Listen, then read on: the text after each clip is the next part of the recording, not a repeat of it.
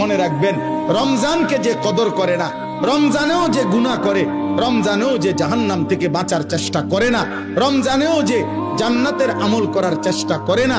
ভাই আমার, ছেলেরা আমার, বাবা আমার, পর্দার আড়ালের মা বোন আমার, সবাইকে এই শেষ কথা বলি। আল্লাহ রসুল বলছে, জিব্রাইল আইসা রমজানের শেষ দিন নবীজিকে আইসা বলে গেছে, ইয়া রাসূলুল্লাহ, এত বড় রমজান পেল,